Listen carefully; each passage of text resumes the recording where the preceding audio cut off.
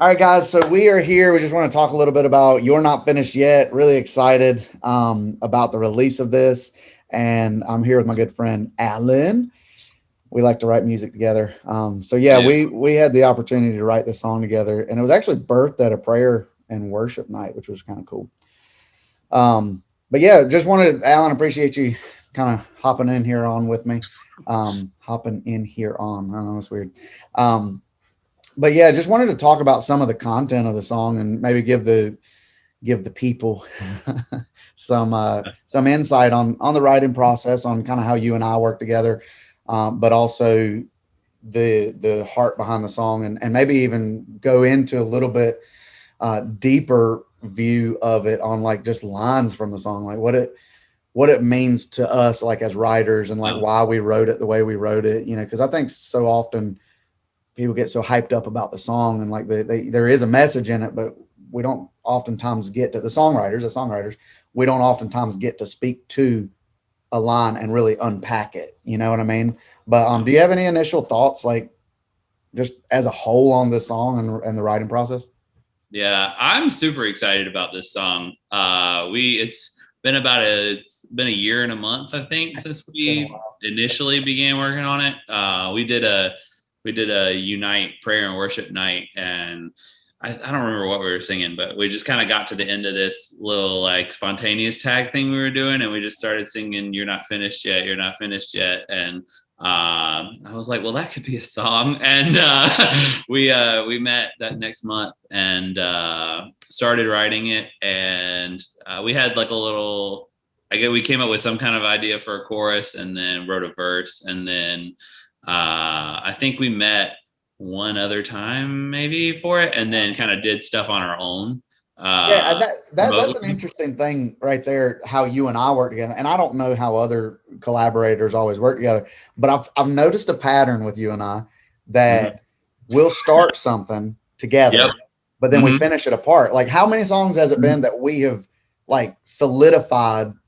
What, 600 miles, about 300-400 miles away from each other? Several. It's been at Yeah, least three or four. yeah. Literally, we started. I think our other song, the first song we started writing battles. Mhm. It happened. I think exactly the same way this one happened. Where well, maybe not exactly, but we wrote the verse and the Yeah, chorus, and then you had the next morning woke up with this great idea for a second verse, that and I was was like, I wish weird, I did man. that. But and then I'd already had the bridge, but in this case we had written the verses and the chorus, and then I came up with the bridge a little Yep, later, and yep.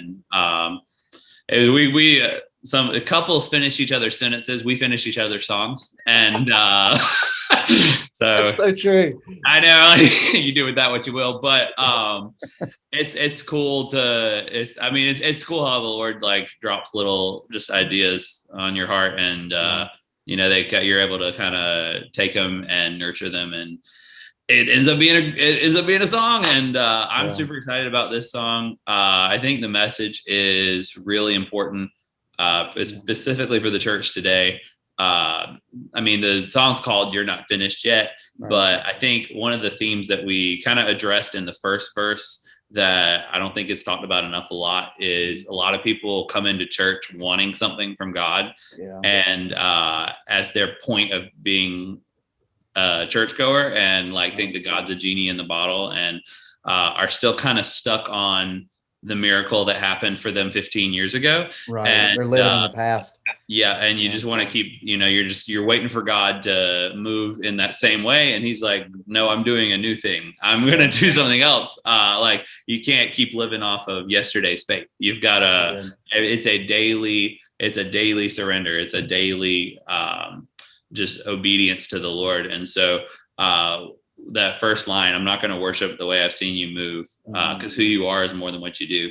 I think that's so important, like, as the church, that we're continually focused on, well, the Lord's not finished yet, but like, why is he not finished yet? He's not Right. finished yet because he's faithful. He is a good God. Mhm. He loves his children. He's working all things together for the good of those who are called according to his purpose. So it's not just about what he does, it's about who he is, and just adding souls to the kingdom. Yeah, that's so good. And it's funny that you bring that up, because in thinking about this conversation that we're going to have today, That was the thing that just kept coming to my mind is that line specifically, like, not going to worship who, oh, look, I wrote the song and I forget the line. I'm not going to worship, the way I've seen you move, because you're so much more. You're so much more than just your hand. And I've heard it put this way before too, and used it like seeking the face of God versus just the hand of God.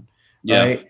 And gosh, man, that is so true, and such good, a good mindset shift. I feel like, for the church. And that you made a comment about living or living in what God did 15 years ago.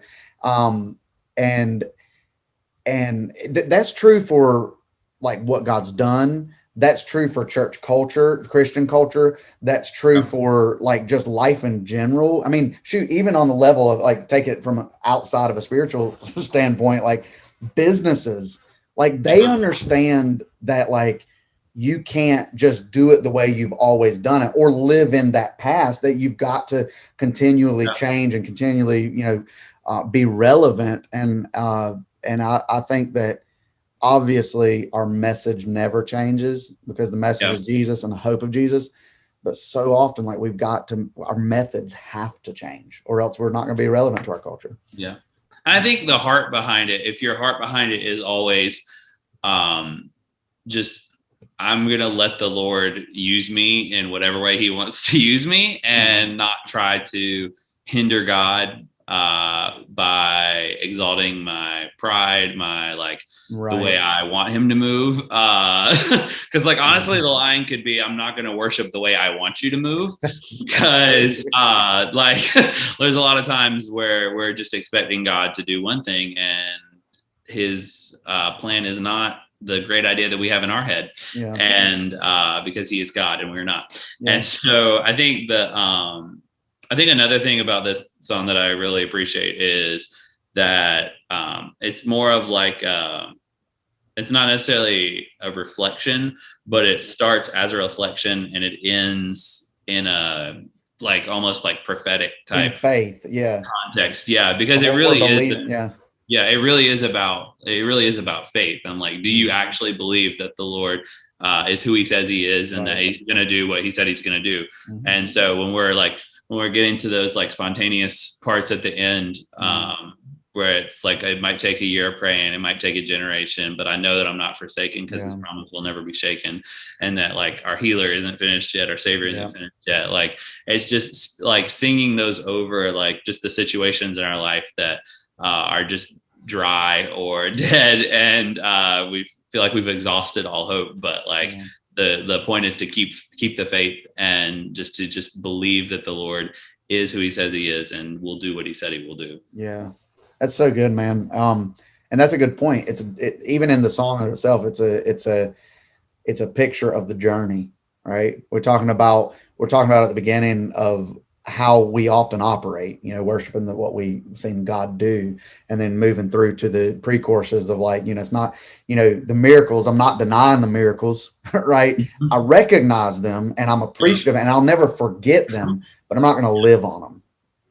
So that's good stuff, man. Let's unpack a little bit of that bridge, right? That you talked about how we were just talking about how we've talked about the journey and the reflection into the prophetic. Sorry, you hear that? The chair is kind of squeaky, but yeah, let's talk about the bridge of that prophetic voice. And one thing I'll say this, and then, I want to hear your thoughts on it too. But one thing that I just have had on my heart so much on this song, but also other songs that we have released or are going to release, is that we're not just releasing a song, a song. It's almost like a package, right? It's a gift. The song is the gift that we're giving to people, but what we're really releasing, what's inside the song, what's inside the gift, is hope, is faith, is love, is that prophetic word over people. And I don't know about you, but I have such a heart that when people sing the song in their churches, when they hear the song, wherever they're listening to it, that faith rises in them. I do believe in a miracle working God, a stronghold breaking God. Like, we're gonna see it, and he's not finished yet. Like, it's amazing, and he's not finished yet. Yeah.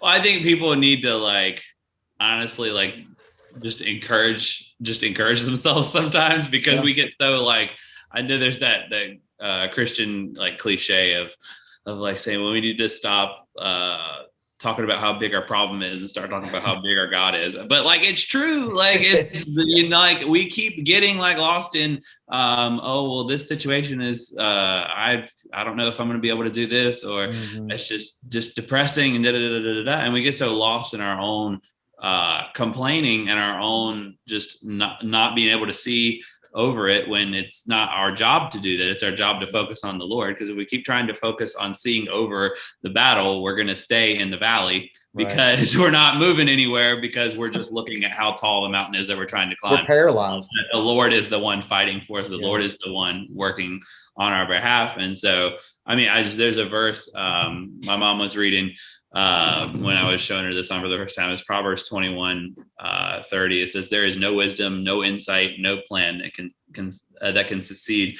against the Lord. The horse is made ready for the day of battle, but the victory rests with the Lord." And so I think that as as you're singing this song, like talk about the horses made ready for battle, like battle with your worship, battle with praying and believing and proclaiming that God is a miracle working God. He's done it. He said he'll do it. He's gonna do it. He is a miracle working God. He's a prodigal saving, dry bone raising, resurrecting God. Is what we say in the song. There's so many more things we can add to that, though. Like, if we were just having a conversation, like, he is so many things.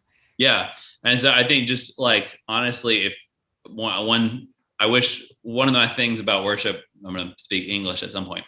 One of the things I love most about worship is when songs really just cause you to reflect on who God is and to sing that over what you're going through, and just to remind yourself of how faithful the Lord is, and just to remind yourself of how big the Lord is.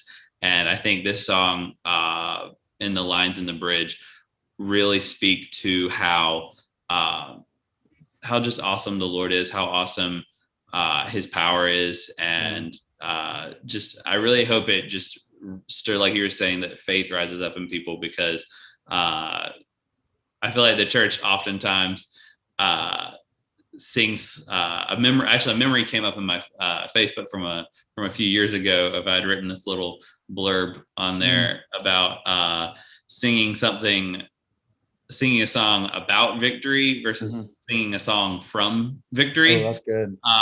So like we have. Hey, is this another song we need to go write real quick? Right. Like we already have the victory. Like Jesus has the victory, and so we're not fighting for the victory, because that's already been established. Like there's nothing that can change that. Jesus has already won. And so we're not fighting for that victory. We're fighting from the victory. And I feel like some people need to take authority in that and start singing that out over this country and over the situations that we're walking through. So I hope that this can help them do that. Yeah. Well, as a shameless plug, we actually just finished a song that talks about that in the bridge. Where because you won the big, you know what I'm talking about. But we'll give more on that to people later. Called "The Devil Can't Have It." The Devil Can't Have It. Yep. I'm assuming that's the one you're talking about. That is the one I was talking about.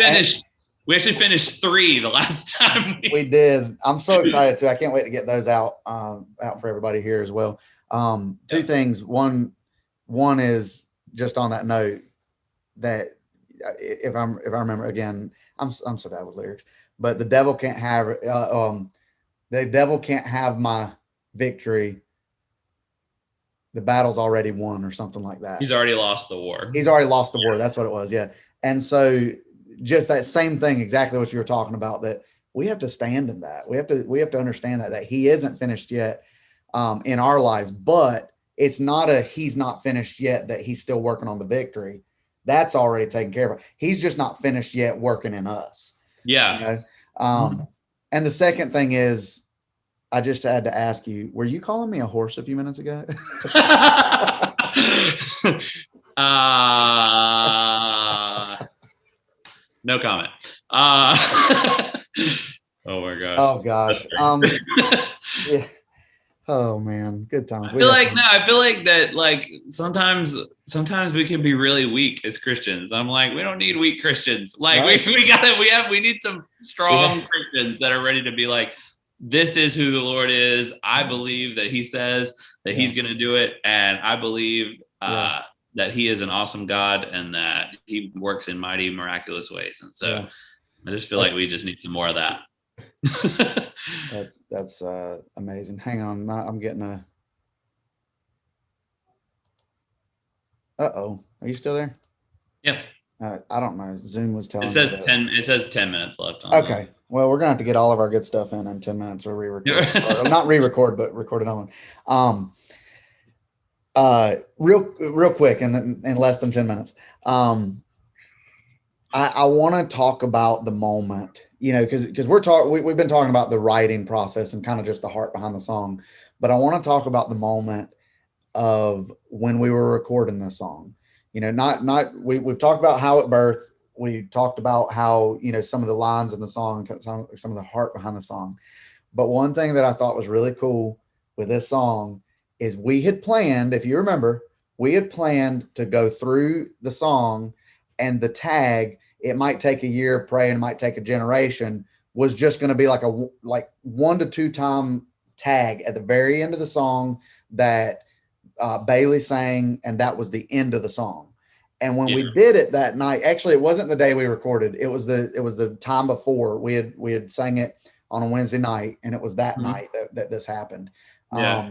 But we got to that point, and I don't know if you remember this, but the energy in the room, and I don't like to use the word energy necessarily, but the Mhm. shift in the atmosphere when she Mhm. sang that line, I mean, Yeah. it was almost like just what you were saying. There was a faith that just arose in people, because I think Yeah. it's so relevant. There's so many people who have been praying for a year, who have been praying for generations for these Yeah. miracles or for these things that they just, maybe it is how, like you said earlier, how we want God to work, but nonetheless, been praying and praying and praying. And I think that line, it wasn't that like, oh, well, we wrote this really cool musical thing and melody.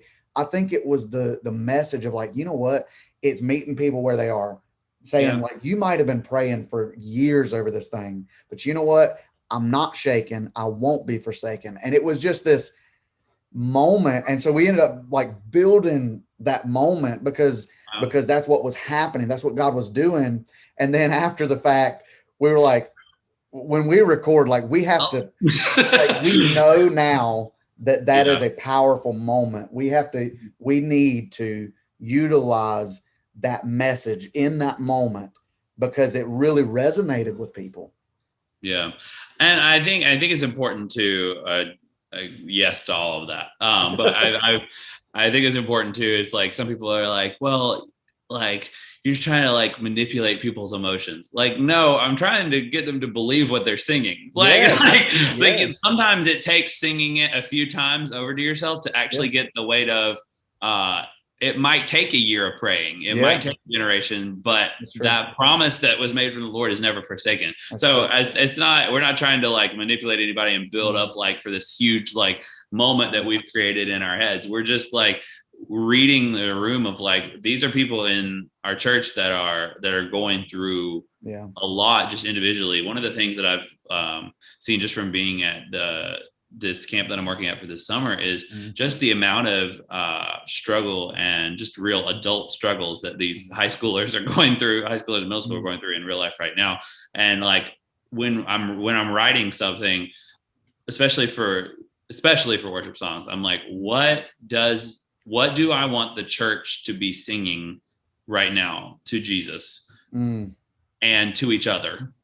Like, what do we need to say? And I feel like that faith, the faith rising up thing we were talking about earlier is just so important. Like, we just need to sing something until we believe it sometimes, Yes. because it's Telling honestly, yourself that. yeah, honestly, and it's honestly a truth that we may have forgotten, Mm-hmm. because sometimes, I don't know, sometimes when we like try to get like deeper in Christianity, sometimes we lose the basics of just the simple gospel of Jesus. True. And so getting back to just encouraging people and just reminding them of the faithfulness of God is so important. And I think that moment we recorded it. We recorded 2 versions when we went I think it was the next week. We went and did it that Sunday. And the first one was good. It was special. And then the second one, it was the one we ended up using, was really special. Yeah. And I think just calling out who, because if you'll listen to the song, and by the end, the ending spontaneous part that we do is I'm just calling out like a bunch of different attributes of God and names of God and who he is and what he does. And that's one of my favorite parts of the song, honestly. And it was, like you said, it was a moment in the service. It was a moment in our leading. It wasn't planned. It wasn't like written prior to that. And I think some of those, which is ironic because that's how the song started too. So holy cow, I didn't even realize that. That's so true. Oh gosh. But yeah, so I think it's this one that's special to me at least, and I really hope it encourages people. So yeah, me too. Oh shoot, I was gonna say something. I had a thought on what you said. I know we're running out of time, but I know what it was, on the point of, like, not trying to manipulate, through music or manipulate is probably the best word, people's emotions. I think it points to that moment that you were talking about. I think it points to the heart of faith worship and the people who are on faith worship, that even though we hadn't planned something specific in that moment, when God began to breathe on that moment, when he began to say, I'm connecting people with this lyric, or I'm connecting people with this message, it says a lot, I think, about our team, that we're like, hey, you know what? We might not have planned this. We're going with what God wants to do. We're not trying to manipulate people's emotions. God's doing something in somebody's life, and we're not getting off of it until he's finished. Yeah. Because he's not finished yet. Okay. Oh man. Well, look, dude, I have at least one dad joke in this. Okay. Wait, what? Video. We had to have at least one dad joke in this video. No, that's good stuff, man. I really appreciate you taking the time to just talk a little bit about this, and so we could share some of the heart behind the whole thing, and just put some place to it.